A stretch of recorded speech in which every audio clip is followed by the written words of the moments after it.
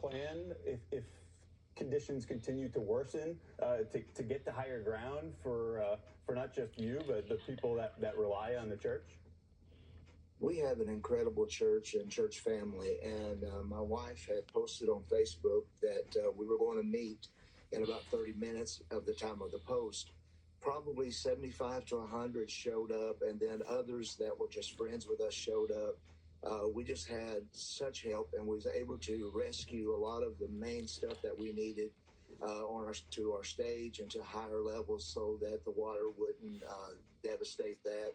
And so we've been very fortunate and blessed. So it could be a lot worse, and we know that more rain's expected, but pretty much the damage is done. So we'll just ride the rest of it out. Yeah, we've been watching the awful coverage of storms, and I apologize. It's the first time I'm seeing some of the video and the damage that's been done to your church. What are you expecting for a recovery for this? You mentioned such a wonderful community. I'm sure you'll act fast, but this is going to be a big project, getting this back to form.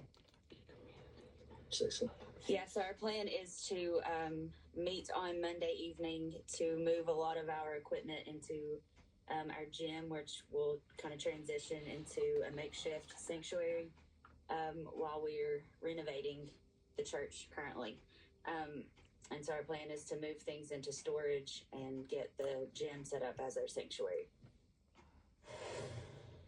Wow, there's certainly going to be a lot of cleanup effort for our friends and family in the bluegrass state of Kentucky. We'll monitor that moving forward. Something else that we're, of course, monitoring is the extreme cold that is on the way.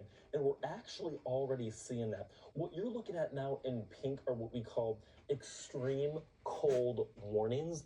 And keep in mind that the folks in the upper Midwest, we're already pretty hardy in places like Duluth, Minnesota, and then north of that into parts of Cook, Minnesota, which is a few miles north of Duluth. But look at the current wind chill.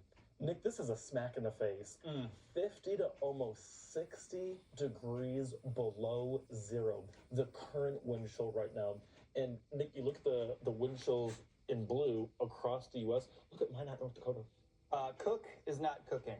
That's for sure. Not in any sense of the word, right? And, you know, when you have these extreme cold advisories and warnings in this part of the country, that means something, right? There's a different threshold. It's all relative depending on where you live in the country. So a cold warning is not the same in the northern plains as it is in, say, Texas. Right. So when you're in this part of the country and officials are telling you this is dangerously cold, you know that is some bone-chilling air. My goodness, I mean, I look at parts of